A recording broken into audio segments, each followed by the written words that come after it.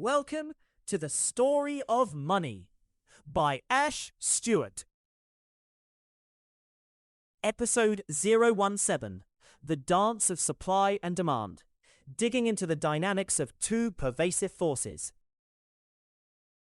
I've sort of touched upon this topic before, or at least skirted around it while discussing episode 003, Price, and episode 011, Scarcity. But today, let's look at supply and demand in their own right. Back in the first of those two episodes, we posed a question. At the townsquare market, when Brenda and Irene each inquired on the price of a sack of grain, Steve and Bryan quoted different prices for the same quantity, 8 and 10 copper coins. But why the difference? Furthermore, the question can be broadened to beyond just the same item or quantity. Without fully answering the question back in that story, we considered a few factors at play, and as we intuitively know, supply and demand are a couple of them. The ups and downs. While we don't need a literal textbook definition of these two words, let's poke them around a bit. Firstly, much of this question arises because of the aforementioned reality of scarcity. Things are limited in supply. And then, different people want different amounts of different things. So obviously, if more people want something than there is supply of it, the effort needed to satisfy that need gets greater. And that is signaled by the figure we call price. And of course, in a functional market, if there is less demand for something, the price will correspondingly go down. It generally works in the other direction too. If a seller jacks up the price of some item of utility, it may dissuade people from buying it. And conversely, we are all familiar with those empty shelves in the supermarket for those heavily discounted items, usually perishable goods like your favorite yogurt brand.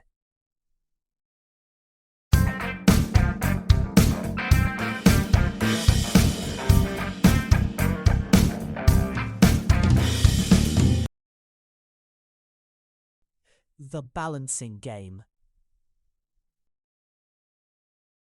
So in a sense, this is about equilibrium.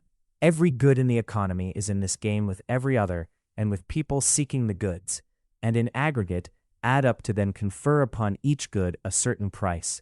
Hence my insistence in that episode that price is essentially a filtered down signal of the underlying economy.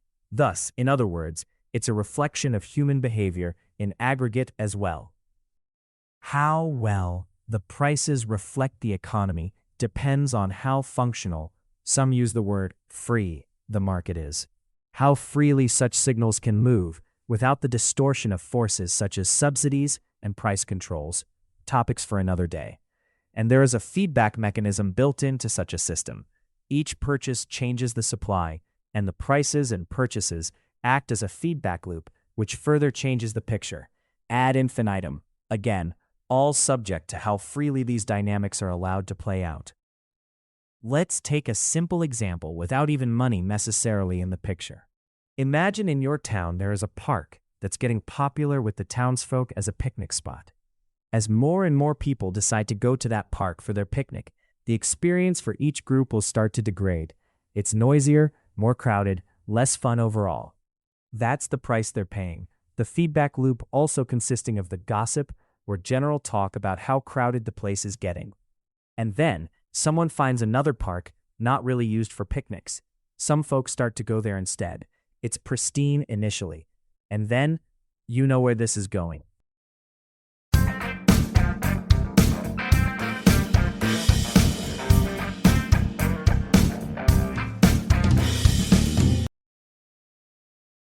A delicate dance.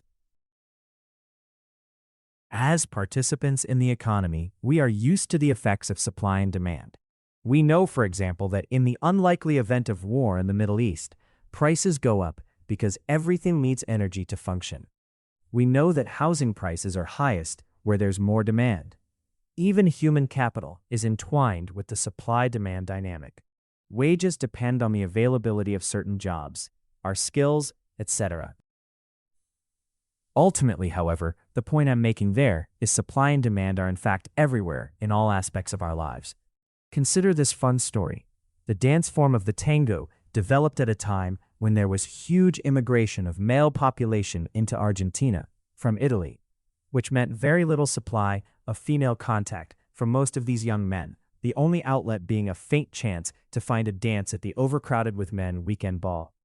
So yes, men, it is said, practice this intimate dance with other men all through the week, just so they each could dance the tango well enough to impress and attract the attention of one of the women to dance with them. So, in fact, it takes 3 to tango, right?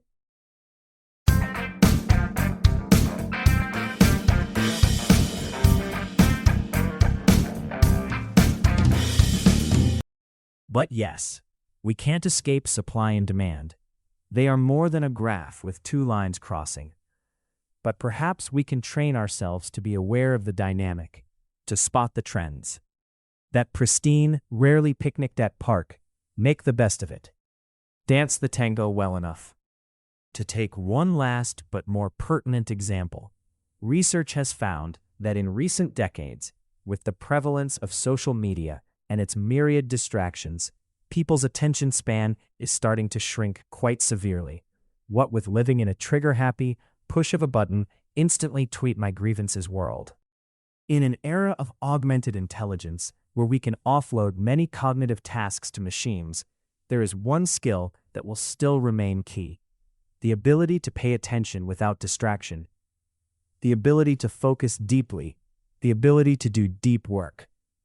Those who can retain or strengthen this one thing will be in high demand in an era of low supply of it. And these few will have a high price tag on themselves.